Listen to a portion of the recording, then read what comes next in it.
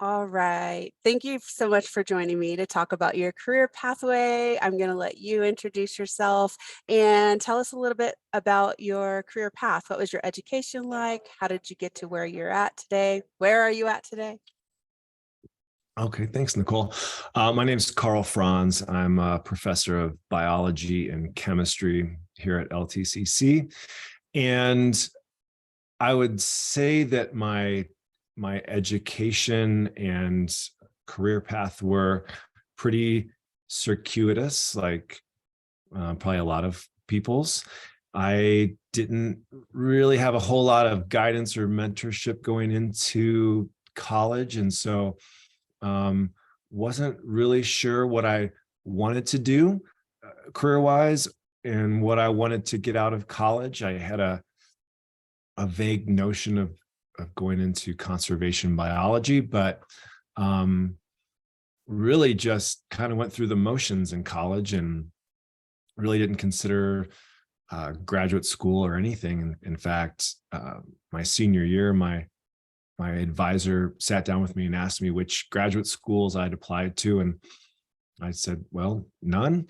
Um, and so after college, I had a professor who knew of a job opening as a research technician in a lab um, for one of his uh, students that he had grad school with a while back, and so it was really networking that allowed me to even know about that opening. And so I applied for that job, and it was in molecular biology, looking at osteoarthritis. And so it wasn't something that I was particularly interested in or wanted to pursue. That was an opening and an availability at a time where I was at a crossroad.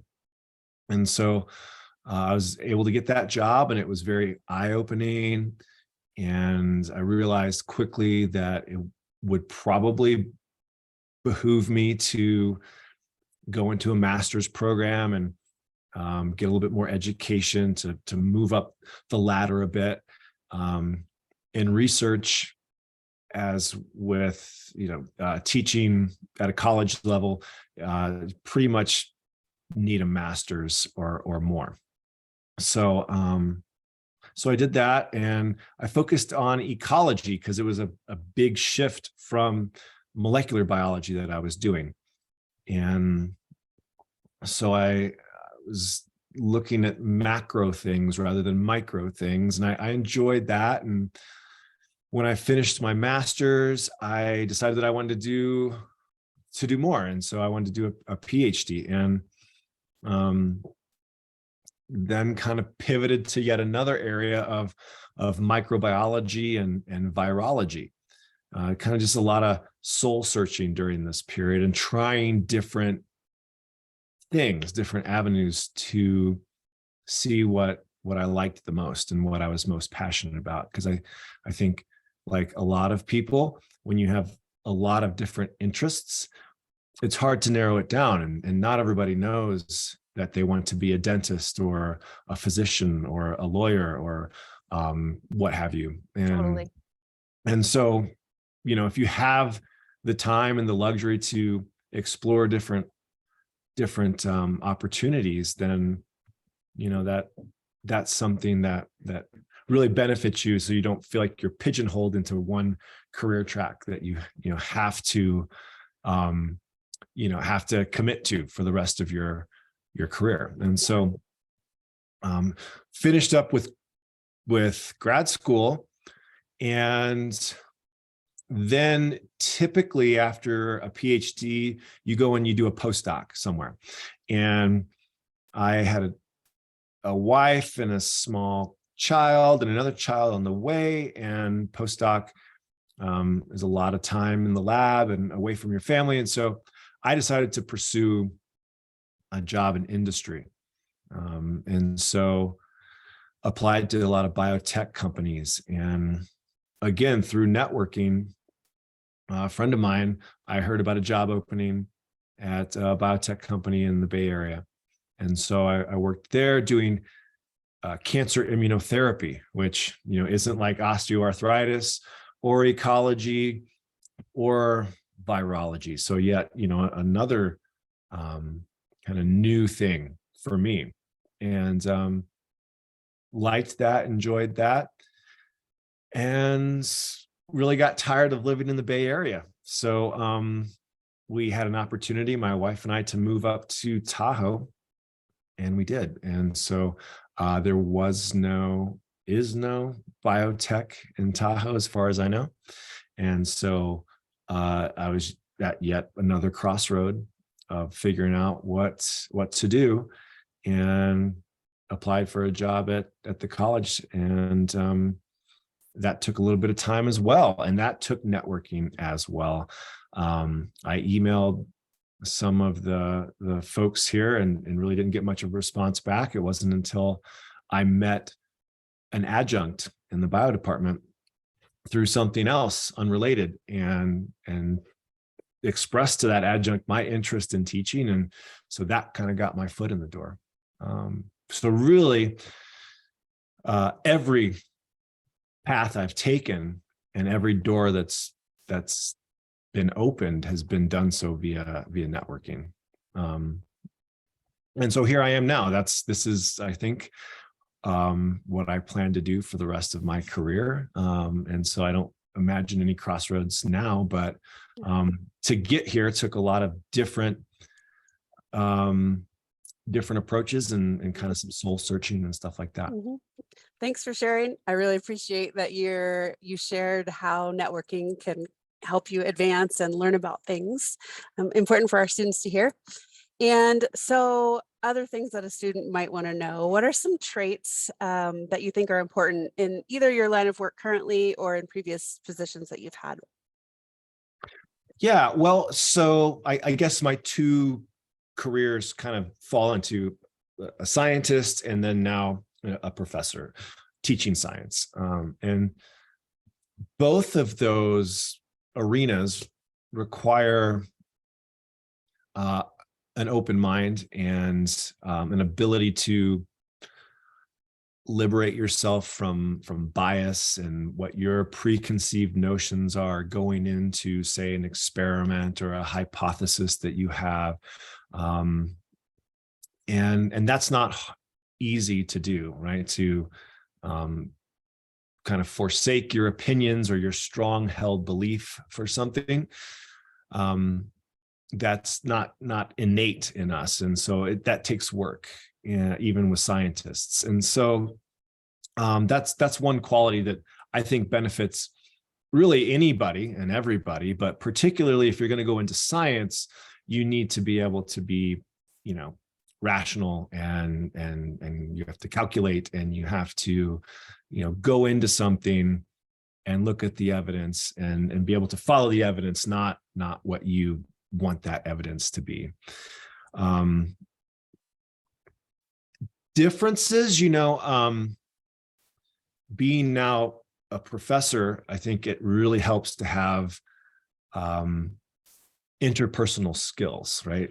You're interacting with people all day long, and students, and you're trying to convey factual information and knowledge. And if you don't have interpersonal skills, that makes that really challenging. Scientists are there's this idea out there that scientists are socially awkward, right? And being in science for a long time, I can say that that's very true. But if you want to transition into teaching, it helps not to be socially awkward. You can kind of get by with that in a lab, but teaching people requires being able to relate on multiple different levels and stuff like that. Great points. So what does your day-to-day look like? If there's a typical day, what's your job like? So my job is coming onto campus, usually checking some emails if I have time, and then going into the classroom and talking shop, talking science with motivated young minds. And then usually after that, because I teach in the sciences, we have lab where we go in and we take a clinical approach to the concepts that we learned in the classroom. And that's really enjoyable for me. I like to do the labs. I get to know the students a little bit better that way. There's a little bit less formality, and then after that, there's grading, lecture plans. Um, I'm the head of the bio department currently, so there's administrative stuff I need to do, which adds up, and checking some emails some more, and then calling it a day for a little bit and being a dad, and then after bedtime, sometimes there's putting back on the professor hat and grading and lecture plan and that kind of thing. Thanks. So what is your favorite part of your job? Or if you don't have a favorite, is there something you're excited about right now? Well, definitely my favorite part is interacting with students. I I love that I get to just come in and talk about things that I'm passionate about with students. And yeah, in my personal life, I don't get to do that a whole lot. I start talking about something scientific, and people tend to their eyes glaze over, or I get interrupted with someone trying to change the subject. So in my class, they're there to listen, whether they want to or not. So I really enjoy talking about science with students, and like I said, in the lecture, that's really fun. But also during lab, it's really kind of more off the cuff, and they can bring up stuff that's totally unrelated to the stuff that we're talking about in lecture. So Great. something I'm really excited about now, I would have to say the science department's in a lot of transition currently. We're in a temporary building, and people are trying to adjust with that. But very soon we're going to have brand new labs, and Yes. we're getting more equipment, becoming more and more state of the art. And I think that that's really going to be fun, and that's really going to be beneficial to the students.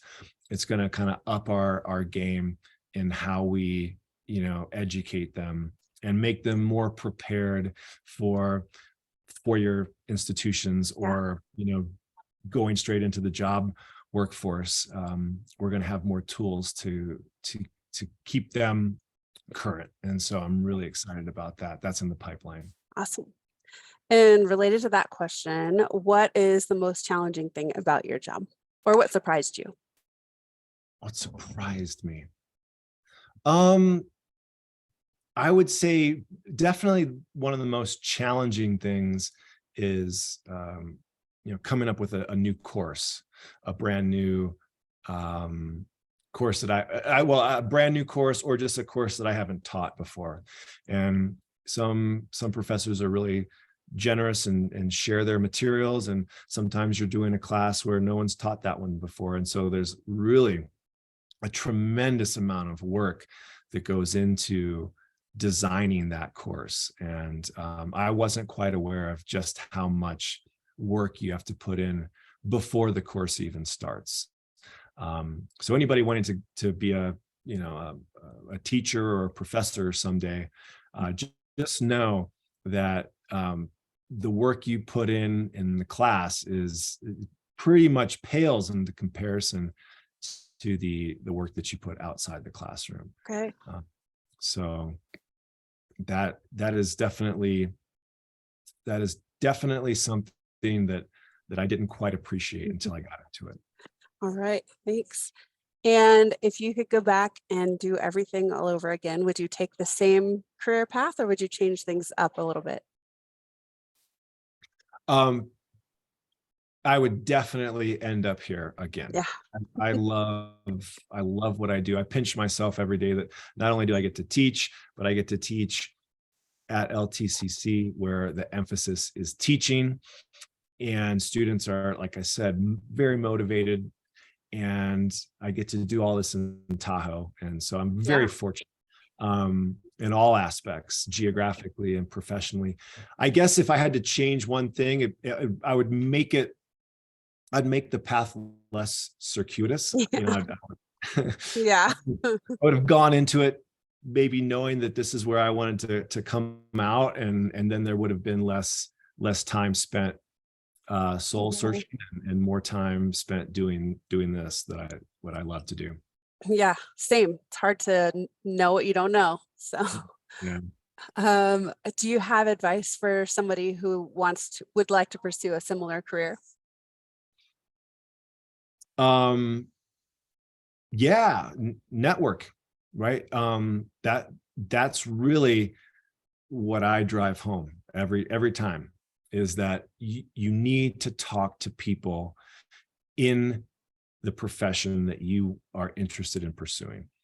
Um, Not only will that give you an idea of what it's like to somewhat of an idea of what it's like to be in that profession, it will open up doors.